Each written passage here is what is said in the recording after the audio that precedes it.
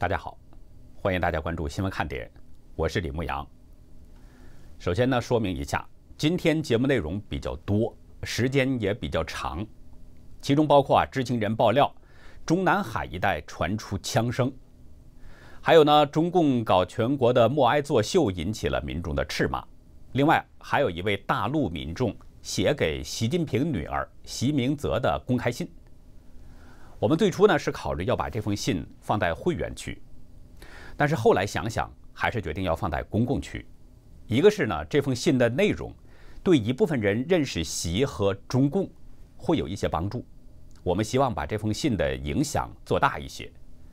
另一个呢，我们也是想借此向广大的网友表示感谢，因为大家都看到了我们的节目是受到打压的，收入很低，所以呢，很多网友都是在向我们进行经济援助，这极大缓解了我们的经济压力。有很多朋友在捐款的同时给我们留言，希望我们能够坚持下去，节目越做越好。这样的捐款几乎每周都有几份，这让我们相当感动。所以呢，我们今天就做一期完整的节目放在公共区，算作是我们对大家的感谢。今天是4月4号，清明节。按照中国大陆的一个习俗呢，人们要在这个日子扫墓追思故人。根据各国公布的这个数字，截止到中港台时间今天早晨8点，全球感染中共病毒的人数已经达到了113万5900多人，死亡人数也突破了6万。今天上午10点，中共强制举行了一次全国性的哀悼。习近平等7大巨头以及中南海的高官在怀仁堂前佩戴着白花默哀3分钟，全国各地的群众也是静立默哀。网络上的图片，除了习近平的这个图片带有颜色之外，其余的全部都暂时变成了黑白颜色，连手动游戏也被暂时关闭了。不过呢，中共搞这次全国的哀悼活动并没有引起人们的多大好感。相反，斥责当局演戏的同时，民众们也在追问真相，究竟死了多少人？弄一个哀悼就可以免责了吗？我们呢，还是先来说一下最新的爆料内容。今天有北京的网友爆料，凌晨2点多听到了3声枪响。截屏文字对话中显示，有人2点多听到奇怪的爆竹声音，好像是在长安街那边。网友猜测是西单站吧？不会军队刚刚进城就开 Q 吧？这里的 Q 应该指的是枪，可能是因为网络言论审查，所以呢，网友用了避免这个出现当局的敏感词这样一种方式，故意使用这个字母来躲避审查。还有下面的 ZXB 也是一样，网友说是在 ZXB 附近3声，哈哈，难道天要亮了？也太快了。这里的 ZXB 我们分析很可能指的就是中宣部。同时呢，我们也看到网友在 Twitter 上的消息，其中引用网友爆料说，今天凌晨府右街附近有枪声。内文中写道，千万不要泄露我个人信息，我住在西单国际大厦附近，因为最近疫情压力大，我最近老是失眠，今天凌晨2点多我没有睡着，突然听到府右街方向传来啪啪2下响声。开始我以为是鞭炮声，我就打开窗子向那个方向看，突然又是1声响，这次因为窗户打开了，声音很大。因为我从小喜欢武器，长大后也有实际经历。他说呢，为了安全，我不写自己详细背景了。这次这么大声音，我基本判断出来，8九不离10，是95制式步枪5.8毫米子弹的枪声。我知道的就这些，希望你能报出来，让北京市民小心，谢谢。最近经常看你视频。这个消息的真伪呢，我们是无从查证的。稍稍对北京有一点了解的朋友就应该清楚，府右街和长安街这2条街道是交叉的，整个府右街的长度，也就是中南海的南北跨度，中南海的西门就在这个府右街上。这种地方，别说有枪声，谁敢在这种地方大声咳嗽，都会引起人们的极大关注。昨天我们刚刚爆出，很多坐满了大兵的这个大巴出现在了北京，外围进京的车辆全部被拦截，要求掉头回返。那这夜里边就传出中南海方向附近听到枪响，北京是不是真的发生什么大事了呢？昨天我们分析中已经提到了，2012年周永康发动319政变，当时也有枪声传出，但是一直到2014年7月29号，当局才宣布对周永康立案审查，拖了2年多的时间。当然，这个期间当局一直是在捂着盖子，表面上似乎没有发生什么。可是呢，在这个2年多的时间当中，周永康的党羽是一个一个的都被剪掉拿下。用当时一种流行的说法，就是剪裙边，从外围一点一点的做起。那现在我们不知道究竟发生了什么，也不知道这是针对谁，但是我们估计不久就可能会有内幕流出。我们还是会继续关注，看看中共官场的动向。我们再回过头来继续说这个爆料。根据这位网友的文字来看，我们做一点简单的分析，供大家参考。他说：“我基本判断出来，8九不离10是95制式步枪，5.8毫米子弹的枪响。”大家想一想，一般人听到枪响，并没有什么特别的感觉。能够听声辨枪的人，他一定是非常懂枪的，甚至对各种枪支都非常熟悉。而且不仅是熟悉，他还要经常的打枪，而且很多不同的枪可能都打过。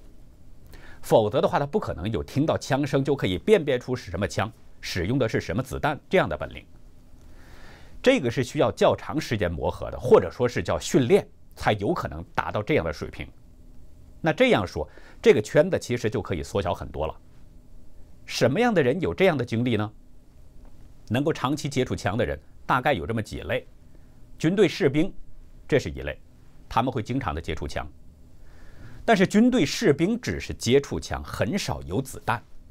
演习的时候，绝大多数使用的是橡胶子弹，不太可能是真枪实弹，所以军队士兵似乎可能性不大。中国的军队的装备部人员，这是第2类，他们经常会接触到各种武器。不过大家知道中国有句话，知席的睡土炕，卖盐的喝蛋汤。就是说，虽然他们接触，但是可不一定会去打可能也比较少，所以他们的可能性也不是很大。再有就是公安警察，公安警察是可以接触到枪，但是大家知道现在公安内部对枪支管理很严格，警察也不是想摸就摸，出警的时候如果需要带枪，要做好登记、临时领取，用完之后马上还得上交。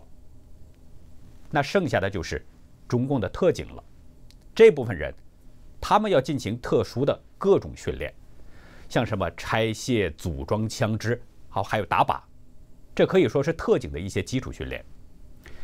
我们不太清楚特警平时是如何具体训练，只是做一点推测。如果我们分析是对的，那么根据它的住址西单国际大厦附近，这又可以缩小一个范围。西单国际大厦地处北京中心城区，这是在2环的商业圈。按照北京人的说法，北京市中心的这个地皮那是寸土寸金，价格非常昂贵，在这种地方买房1000万以下就不要考虑了。那么能住在这种黄金地段的人，又不太可能是普通的北京市民，所以普通的军队士兵或者是普通的公安警察，包括普通的特警，都不太可能住得起这种地方。另外，据网友介绍，现在的北京卫戍部队早就不配备这个95步枪了，因为实在太烂了。那为什么爆料人听到的枪响是95步枪呢？这种枪哪里有呢？会不会有人是私藏的呢？有谁能够把这种枪私藏起来呢？显然不是普通人。早有传闻，中共派系之争到了你死我活的地步，斗得很厉害。特别是北京当局对中共病毒疫情的处理，引起了很多中共高层的不满。这样的背景下，中共的心脏位置传出枪声，会有什么情况呢？我们只分析到这里，不一定对，仅供大家参考，剩下的大家自己去想。不过呢，也有另外一种可能存在了。我们昨天已经提到了，就是军队内部可能有病毒感染情况。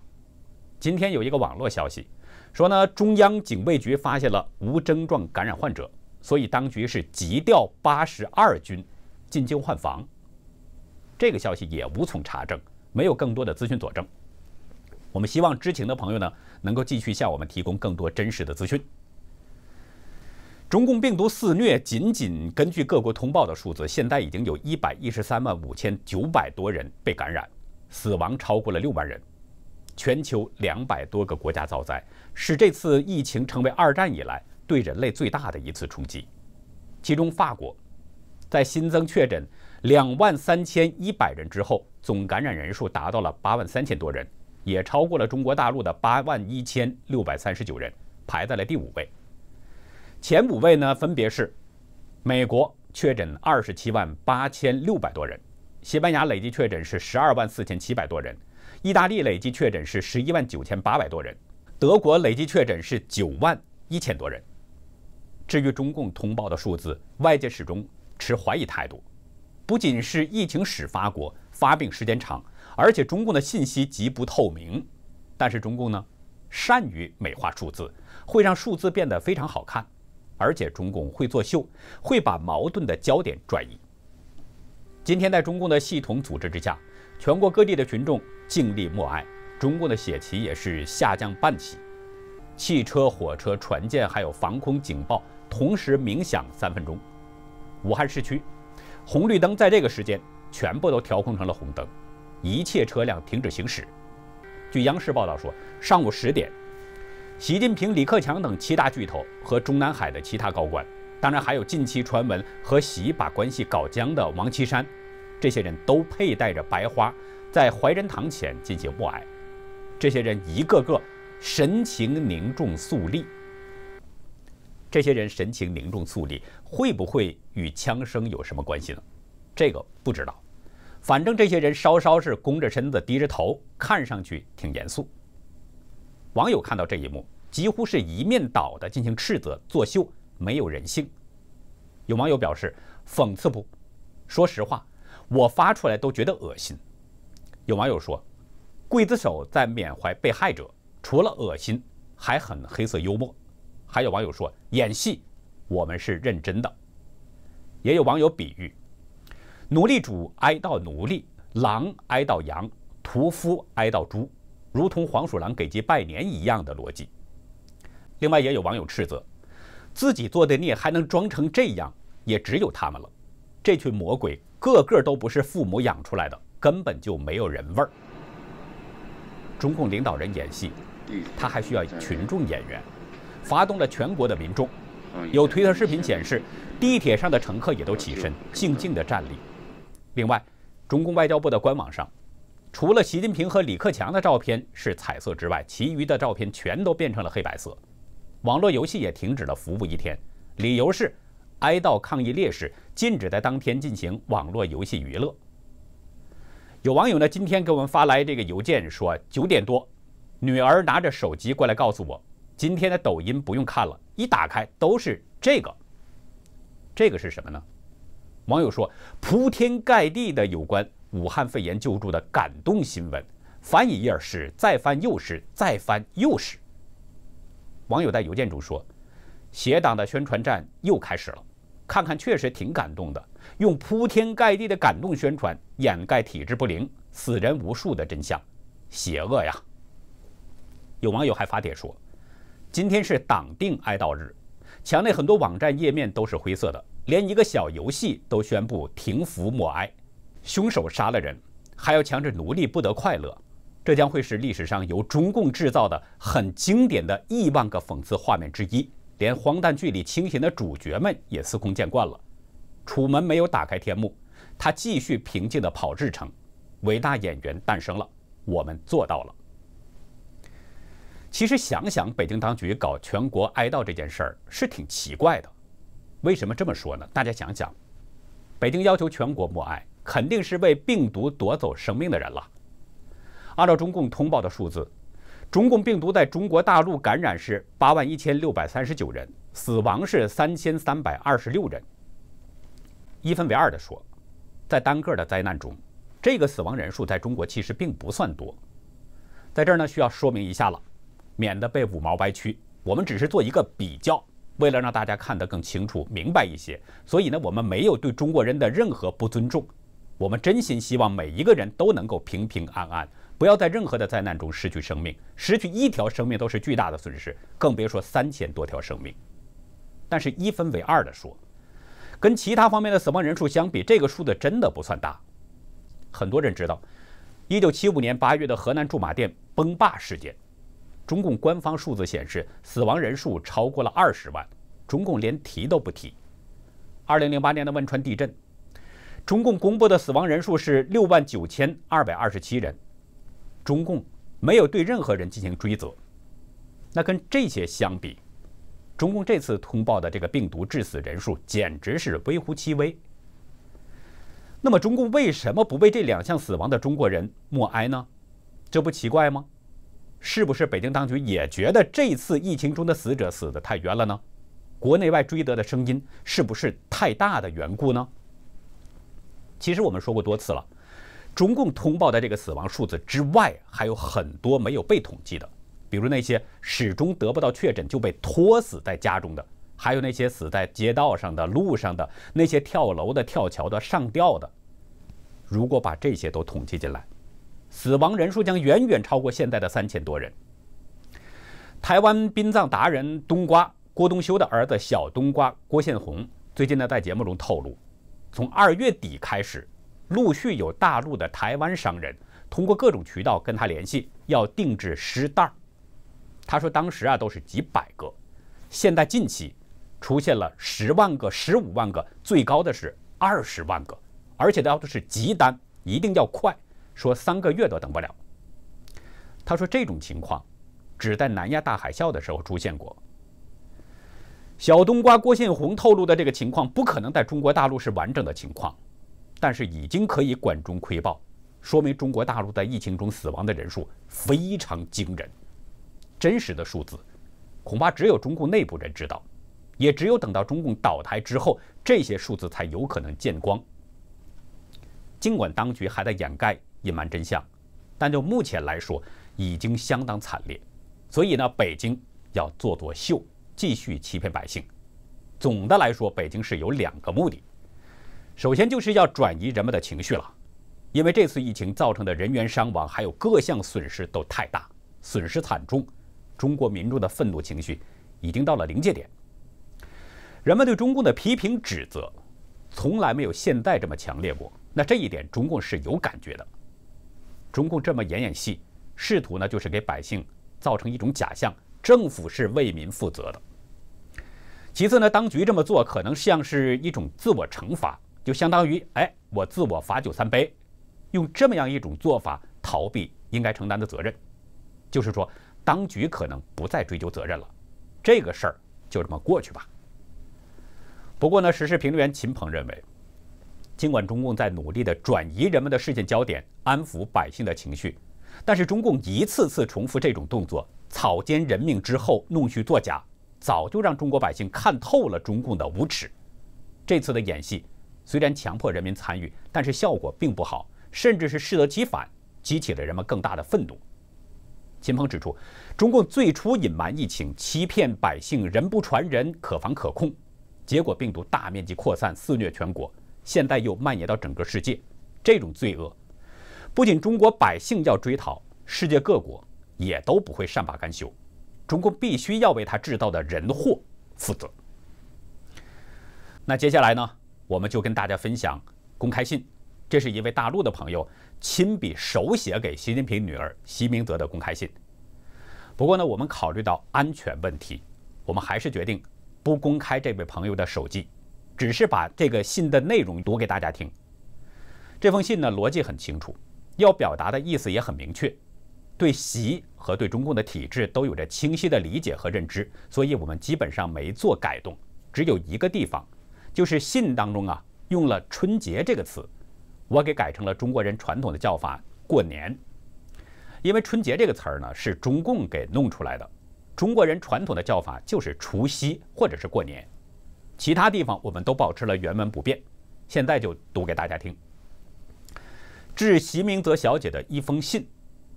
习明泽小姐你好，我是一名普通的中国大陆公民，虽然我没有办法证明自己是，因为我的身份证件上写的是居民身份证，年龄比你大了个10岁左右吧。作为一个深爱着这个国家这片土地的公民，想就一些问题与你进行探讨。当前冠状病毒正在肆虐全球之际，所有人的焦点都在关注疫情恶化情况，都在关注世界各国领导人在疫情中的表现情况。你的父亲习近平先生当然也不例外。国内的宣传系统将你的父亲塑造为一个博学、坚强、勇敢、无所不能神，国外的一些人却将你父亲称为此次疫情在世界广泛传播的元凶。因为你父亲在疫情开始时隐瞒疫情的表现，确实是造成此次全世界人民跟着受难的原因之一。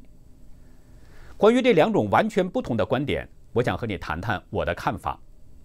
作为习近平先生的女儿，你当然知道你的爸爸不是神，他是一个深深的爱着女儿的父亲，一位老实本分憨厚的慈父。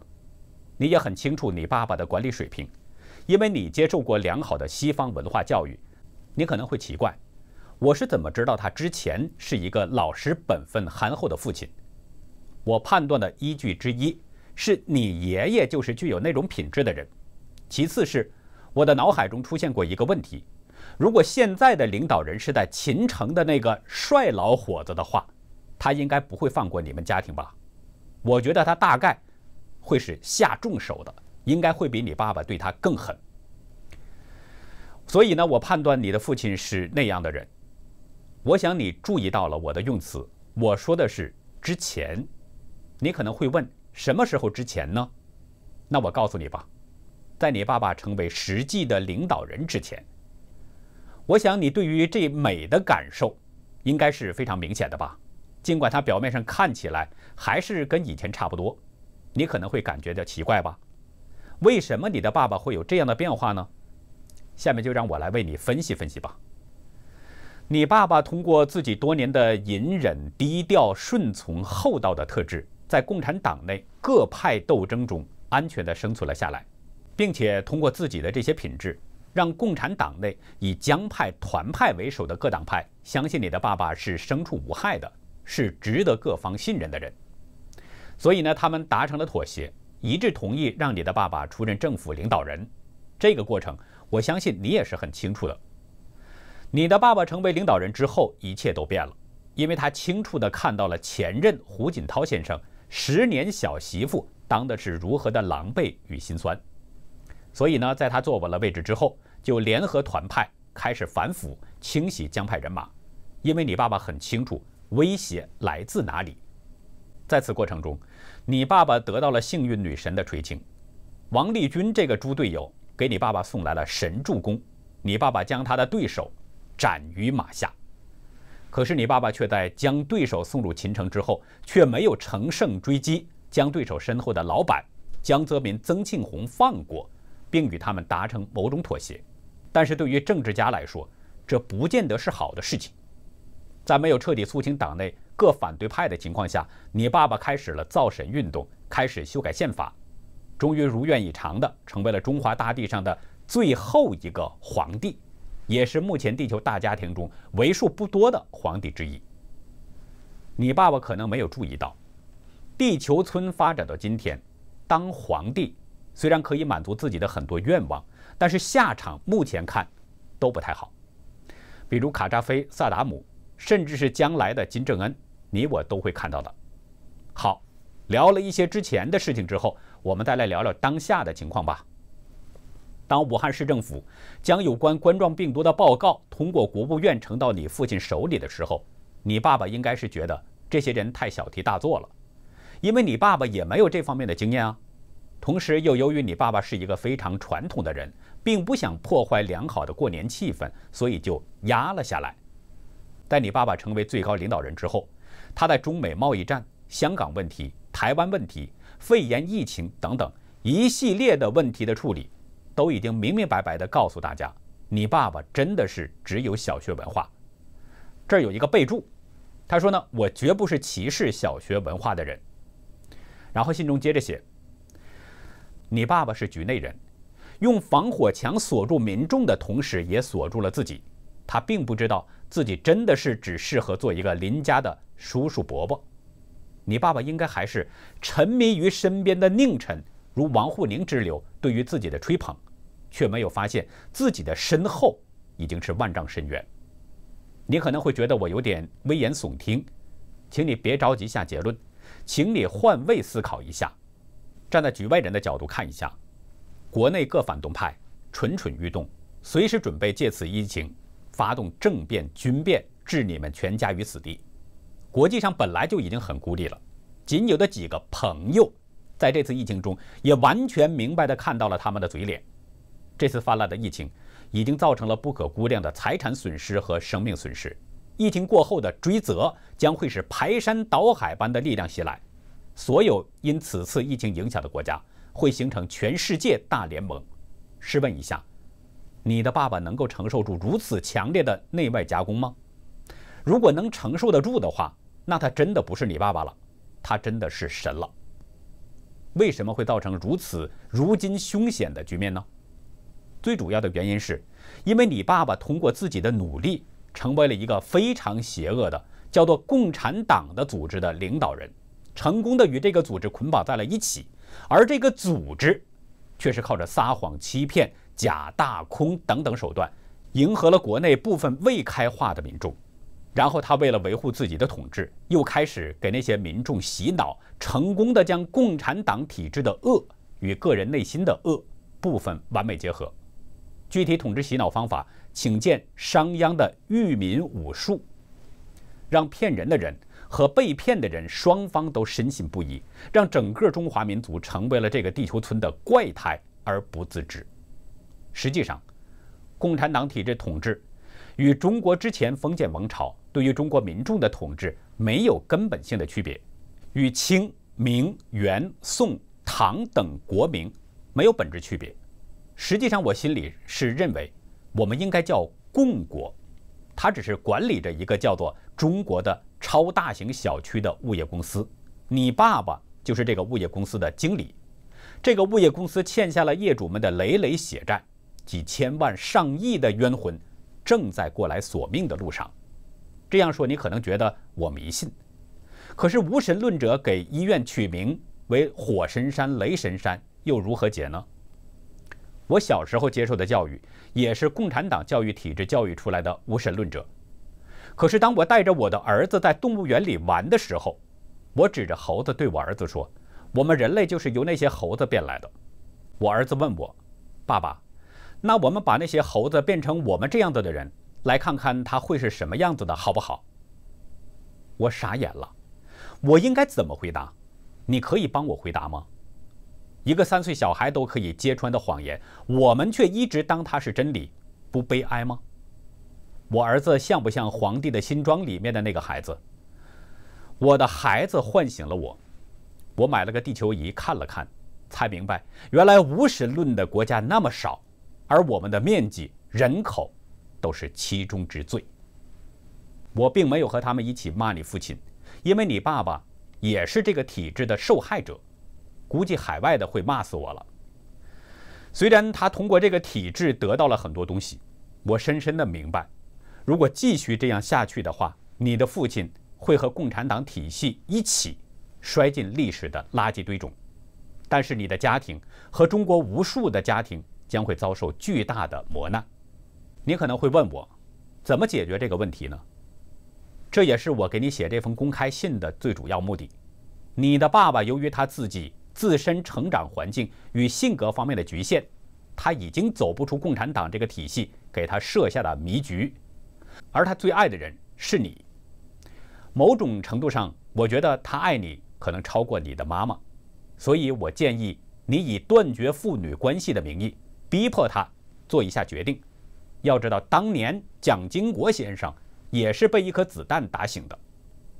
第一，解体共产党，还政于民；二，以最快速度向世界人民道歉、忏悔、赔偿；三，推动教育改革，只有教育能救中国。若能做到以上几点，你们父女必将青史留名，人民之幸，国家之幸，世界之幸。一个深深的爱着你们父女及全体地球村村民的普通公民。那好，以上就是今天节目的完整内容，感谢您的收看，再会。